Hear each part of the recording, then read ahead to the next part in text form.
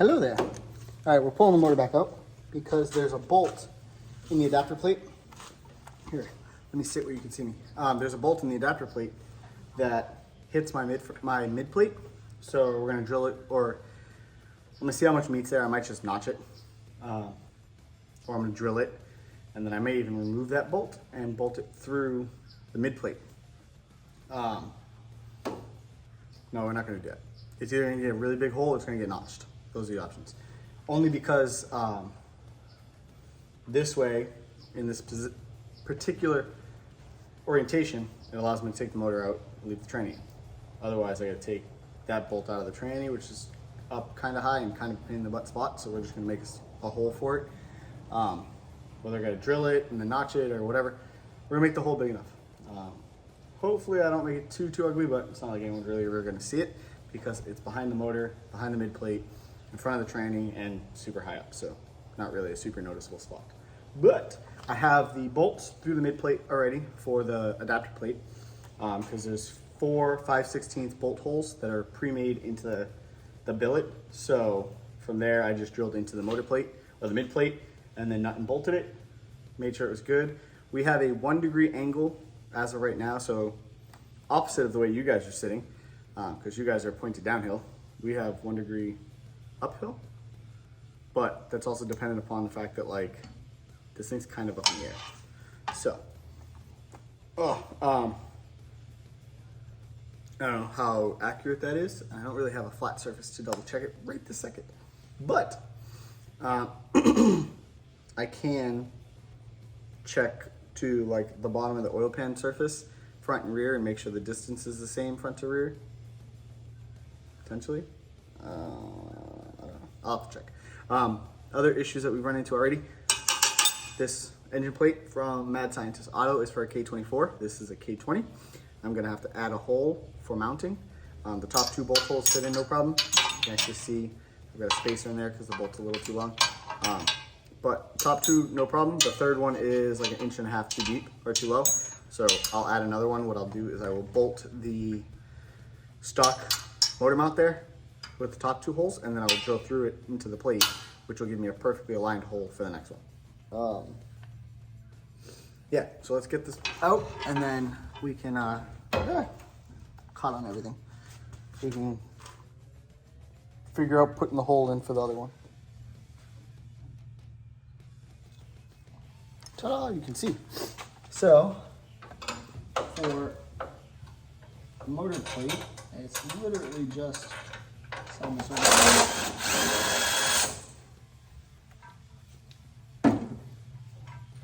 try not to drop the little tiny nut or the bolt with the washers.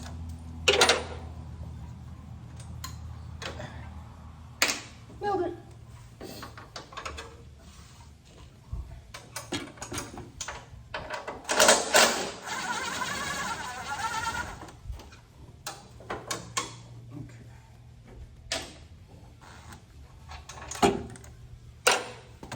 And I only have just enough tension on the hoist to kind of hold it in place. I didn't need to apply a ton of pressure. And this line is pretty dang good.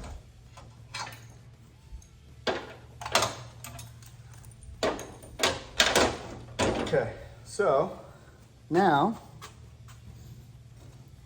you just go like this. Ta-da! The motor's free. I love motor plates. I absolutely love motor plates. They're so nice to work with.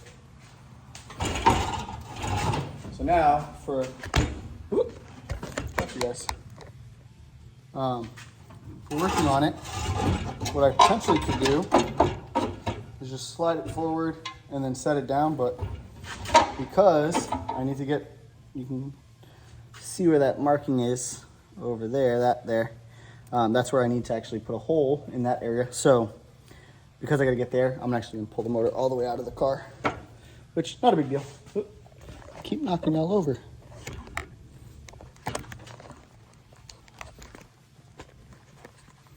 There's really no like great spots to do this, unfortunately. So Yeah, put the wiring harness right in the way, meatball. Right.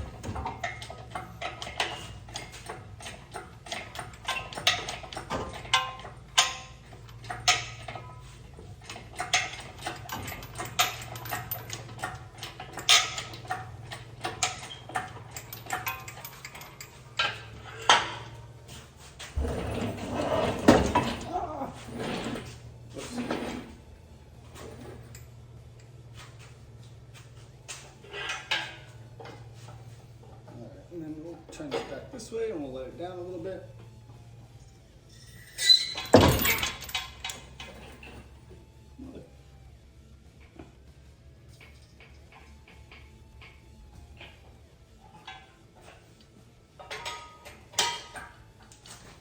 Rest it on the oil pump because I'm not using that pump or that motor. It's just for mock-up. So, sweet. It looks like it's pretty well centered. Man, I did a pretty good job at this. Let you guys see what I see. Hold on, let me turn you around. So you see the 4 holes there, 2 there, 2 there. They look like they're about a finger there and about a finger there. We did align it with the bolt holes at the bottom there first. So, and then the other thing I'm gonna do is I am gonna bolt the power glide in after, because we're gonna put this thing on the scales and we're gonna see what it weighs with the K-Series. I think I told you that we got scales. Might have. I also realized that our tie down or hold downs, whatever you want to call them for the nose, one of them broke. We'll see. Oh, it's in there somewhere. Where'd you go? Oh, come on. Struggle bus for no reason. There we go. Yeah, it broke. So we'll have to upgrade that. No biggie. All right, let's get to it.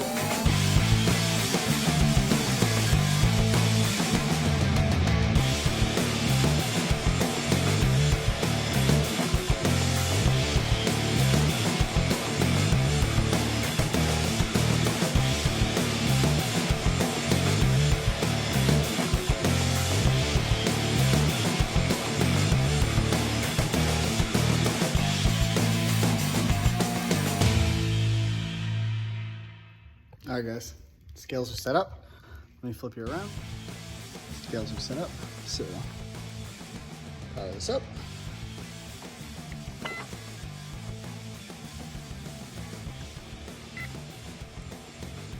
Everything zeroed. So now I will move some stuff out. There we go. Okay. All right.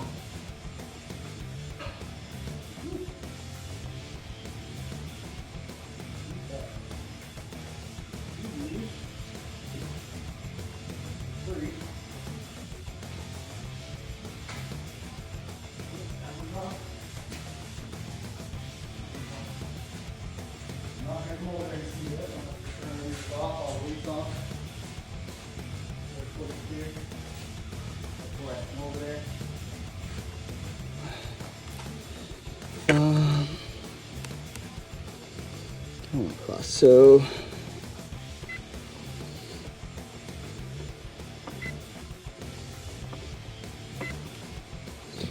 that's actually that's way better than I thought. Almost 50-50, holy crap. Wait.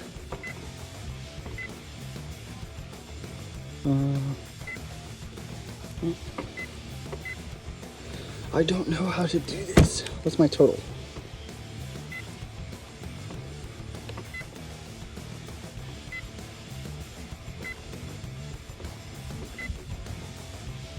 It's the same. So how do I get the...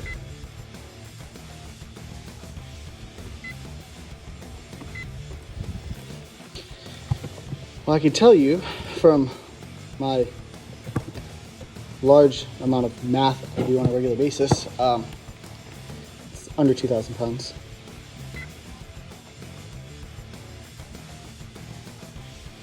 Because this says, well, this has it over, no, it's still under 2,000 pounds. So we're at 18, we'll call it, we're gonna round some numbers. So that'll be a 5, so 70, so 1840. Holy hell.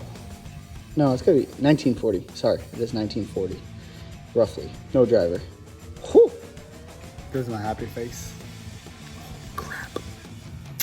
So we're missing some stuff. We are missing a radiator, which I could probably just throw on top if I really wanted to. We're obviously missing me. I'm missing a couple of bars. Like, there's miscellaneous little stuff, but there's also extra stuff still in the car. A couple extra oil lines, like little shit. It's all little stuff. The oil pan's missing, but the majority of the car is there. Like, the vast majority of the car is there. And technically speaking, for like what I do, I'm on an older, heavier set of wheels. There's definitely lighter, newer school wheels and stuff like that. We're on the 79 style front with the big bumper, which I have replacement fenders in there to go to the newer style and drop even more weight, which I don't know if I'm gonna be able to do.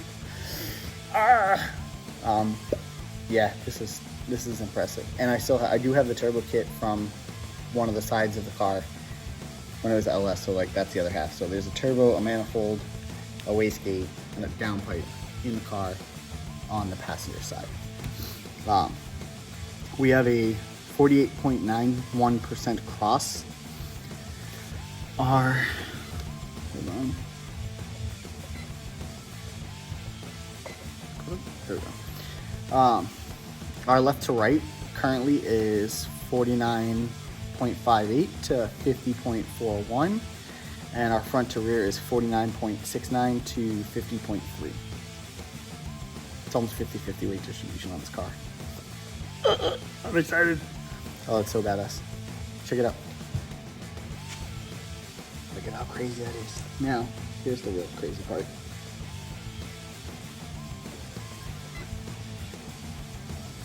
Come on.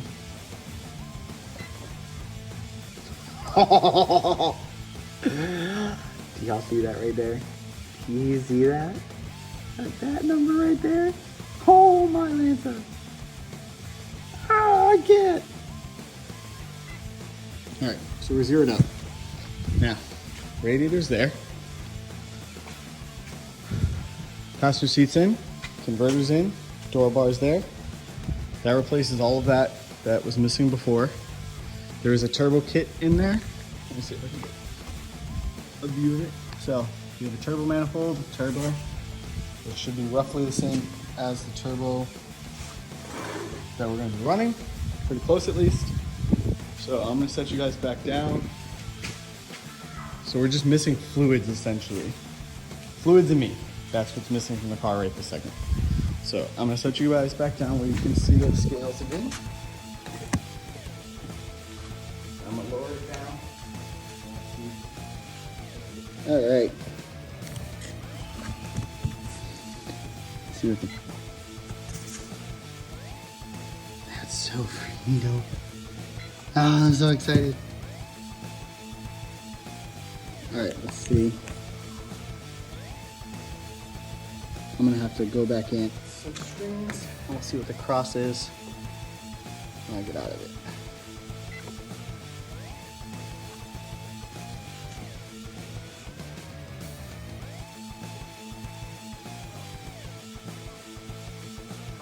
And we loaded a bunch of extra stuff on the car. Okay. So we threw some extra weight on it, trying to simulate all the missing weight that might be in the car, and that's where we're at. So, 2046. So, she needs a negative diet. We're gonna have to feed her some. I was told to eat chicken wings and tacos to make up the weight, so I guess we're gonna lose the dad bod or make it worse. I guess I don't know what. That's all for today. As always, comment, like, share, subscribe, get up and get after it.